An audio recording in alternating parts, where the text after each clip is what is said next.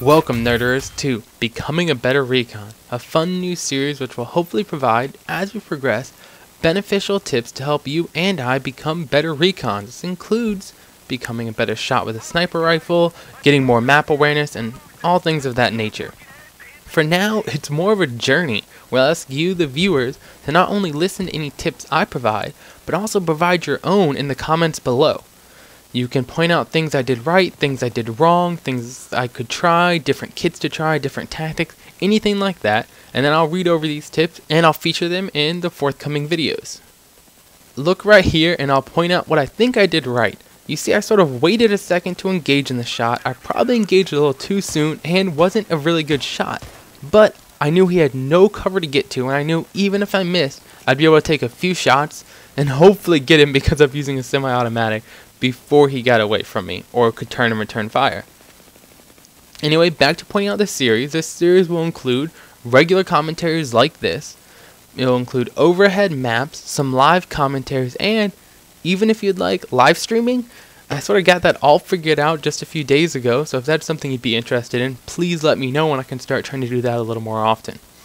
Anyway, I'd like you to watch the video and not only learn from my mistakes, but also learn from some of the things I do right and some of the things I share, and as we go, some of the things your fellow viewers share. Because I think combining all of our knowledge can really make this for a complete and very good series with plenty of tips for everyone to learn from. And as I approach what I think is a sneaky flank over here, let's just tell you that I am using, as most of you probably saw, the M39 EMR, which according to the stats, which we'll talk about further down the road, is the best semi-automatic sniper rifle. And I think I've equipped with it the 4-grip and the 9x scope. And this match really isn't one of my better games, but I thought it really highlighted some of my strengths and weaknesses, and that would provide a pretty good talking point for us to start with in this series, so we can really see the progression. And then here, you see me sort of hesitate for a second. I really didn't know what to do. I ended up pulling out my pistol when I knew he saw me, and I'm not good enough with the pistol yet to be able to take down 2 enemies. I think my best bet there would have been to try to stick a little closer to my squad, even though we are all snipers pretty much, but they came up and cleaned it up afterward. During this match, just for my little time over here, I did realize this part of the map is really not a great place to be. As you'll see here just in a second, I get into another sticky situation. Right here, I'm moving, I have no cover, and there's 2 enemies and I try to engage.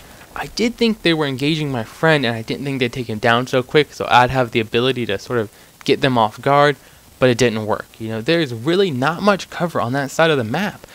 All there is a slope, and you were open on all of your sides, so enemies can engage from any side, which is really a bad position. And so after spawning here one more time, I'm finally going to get out of this spot. So let's fast forward through my last death on this spot as I get snuck up by a tank because I'm so unaware and focusing on the sniper kills. So we'll fast forward until I finally pick up the random spawn and decide I need to get the heck out of there. And for my new spawn, I see, just like that opening kill, a guy running around and no cover for at least a couple yards, so I figure I'll try the same thing, but alas, I am not a good enough shot. So while I go try to finish this guy off unsuccessfully, let's just talk about this map real quick. This is Wake Island, and we are playing Squad Deathmatch, and I really do not enjoy this map on Squad Deathmatch. It is a huge map, in my opinion, way too big for 12 people, and generally when it comes up in the map rotation, my friends and I just back out.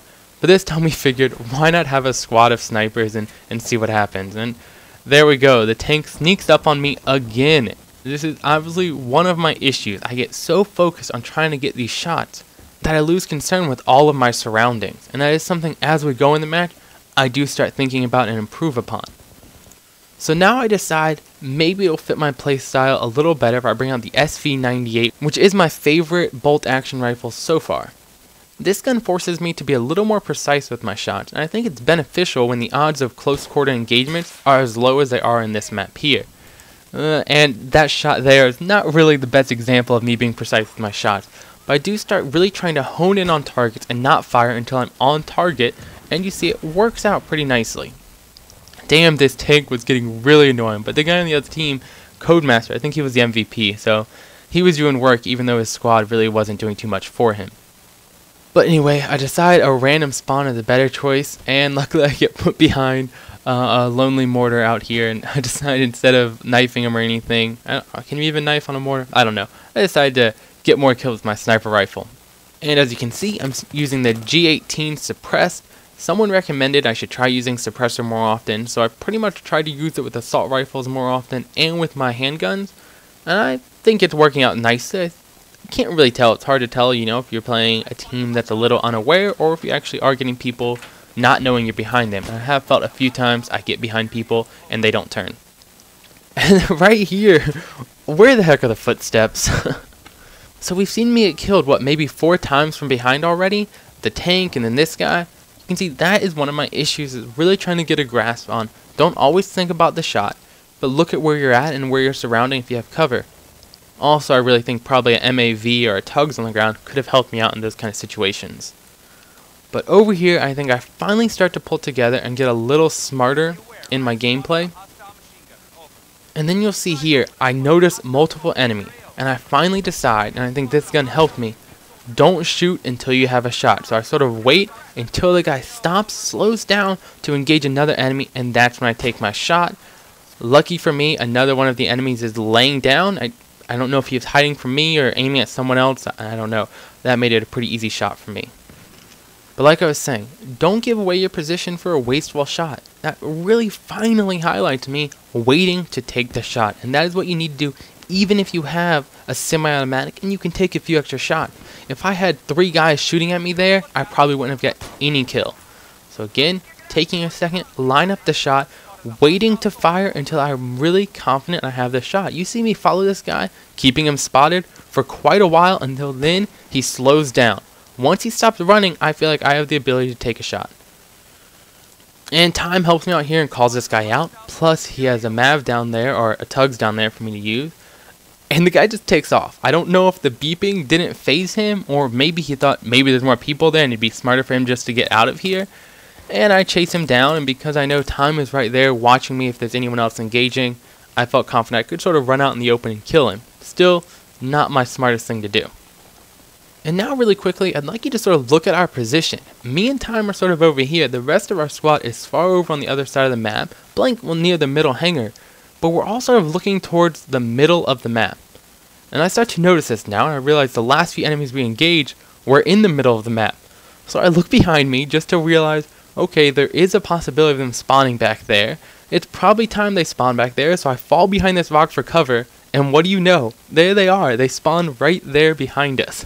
You have to call that's some pretty good guesstimation, map knowledge, I don't know.